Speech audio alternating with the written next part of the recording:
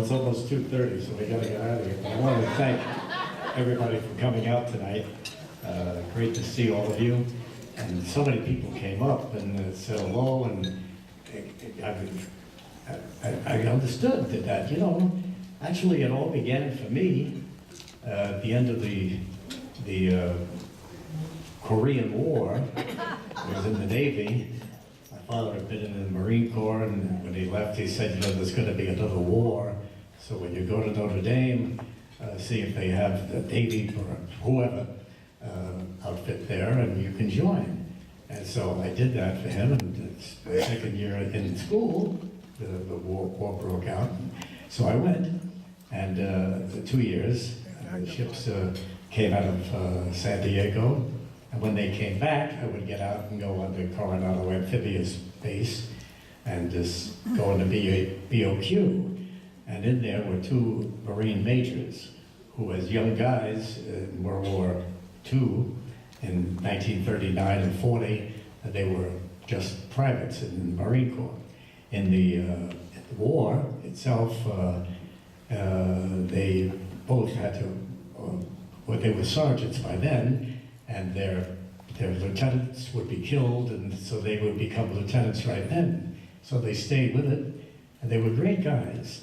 So on my last day there in 1955, I was just packing my bags, and both of them came in to say goodbye. One of them was a dear friend that I loved him a lot. He was a great guy. His name was Bill Rankin, and the other guy was a guy named Kisha Flake. And so Rankin, you know, gave me a little charm and all of that, and got to go out there and get them. I don't know who I was getting. And but the other guy, Kisha Flake, stood there, and everybody around him in those days was fearful of him, because he was such a face, you know, and he would look at you like you were. Anyway, he looked at me and said, "What are you going to do with the rest of your life?" And I said, "Well, you know," and frankly, I hadn't even thought about it, but I thought, you know, every now and then I get to watch TV.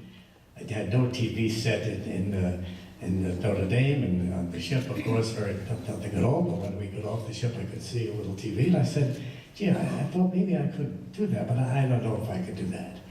And this guy looked at me and he said, don't you know you can do anything you want in this life? You've only got to want it bad enough. Now, do you want it? And I said, yes, but Major, you don't understand. I don't know what they're doing up there. He put his face right next to mine. He said, I said, do you want it?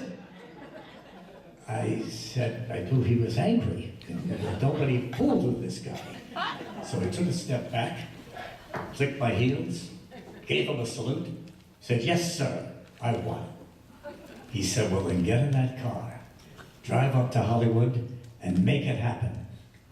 So I said, yes, somebody did mention a name to me, Al Flanagan, at Channel 13. So I drove up, and I fought my way into Flanagan, and he said, you really want this job? I said, yeah. So he gave me a broom, and said, this is it. And that's how this whole thing started. Honest to God, it was a long time.